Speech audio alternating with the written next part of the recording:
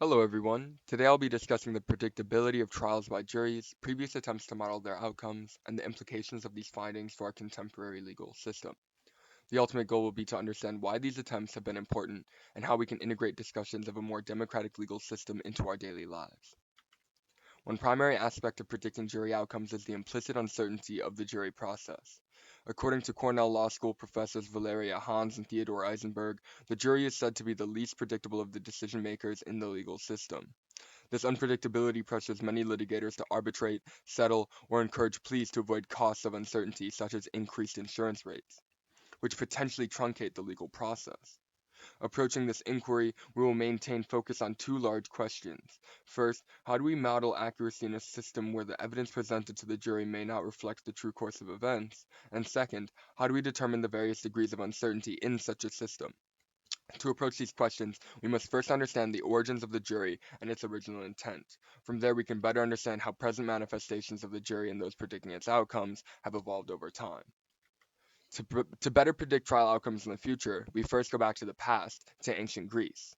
Originating in the Greek Helleist court and Roman centuriate assembly, the jury system was substantially modified by 11th century English jurists and later dispensed via England's imperial expansion under the Anglo-Saxon brand of judicial process.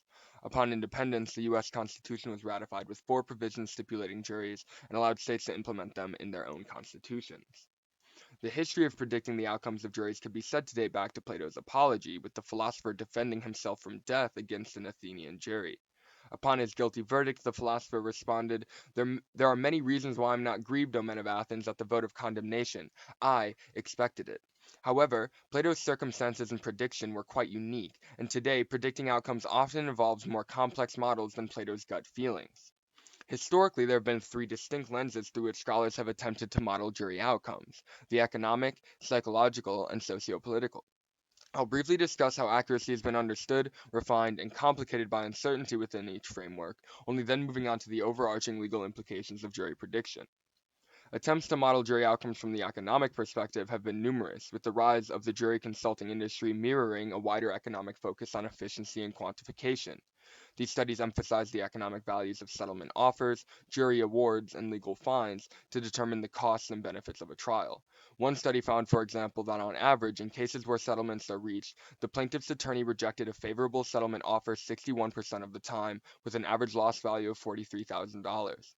The same study found that defense attorneys did better, only rejecting favorable offers 24% of the time, but for a higher average loss value of $1.1 million per case. While an attorney could run a mock trial to predict the potential damages, this study sought to investigate more cost effective ways lawyers refine predictive accuracy to maximize value. These studies provide us an understanding of accuracy that is contingent on a number, clearly demonstrating the value of consistent prediction of jury outcomes.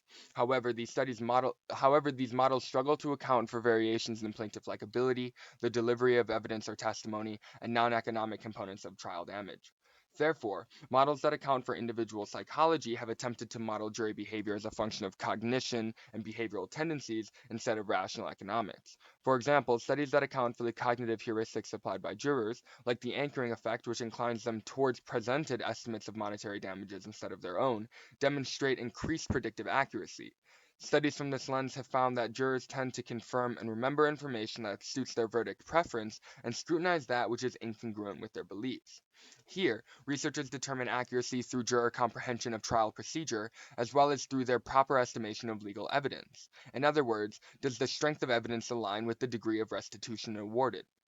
Despite these more individualized and subjective methods, uncertainty still plagues the psychology researcher, as quantifying and verifying self reported psychological data remains a conundrum.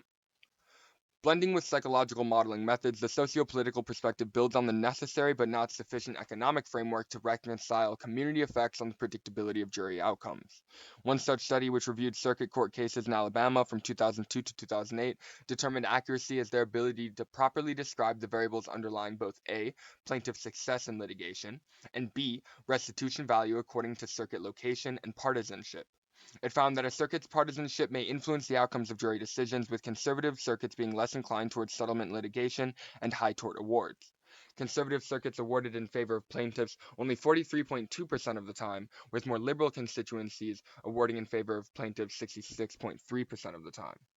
While most of these researchers rely on multivariate regression to account for the different aspects implicit in community belief, value, and behavior, there is still uncertainty, as there is no way to ever know the demographics of the jury pre-trial.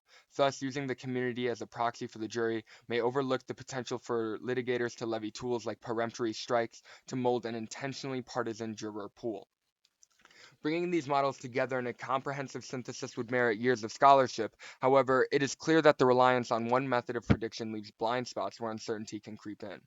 The task is made more complex thanks to the self-selecting nature of jury trials, which tend to be more contentious and less clear-cut than those that were settled or mediated. Moreover, any understood initial circumstances perceived by jurors are subject to change throughout the trial. For example, a written witness testimony may be completely different from their delivery in the court.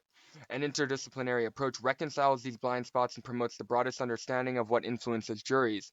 While such an approach may seem computationally difficult, it may be aided by recent developments in AI and data research, which could allow for greater data aggregation of greater aggregation of data and these explanatory variables.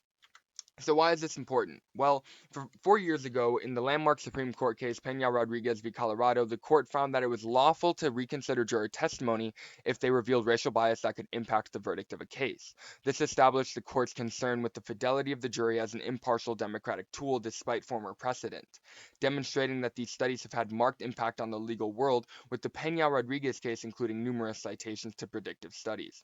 While each model could be applied to understand different dimensions of this case, the resounding implication is that the cognitive biases of jurors and demographic makeup of the jury pool can significantly impact the potential economic and social outcomes of trials.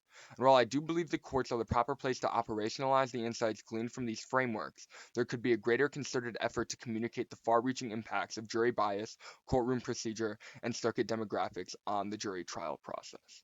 Thank you.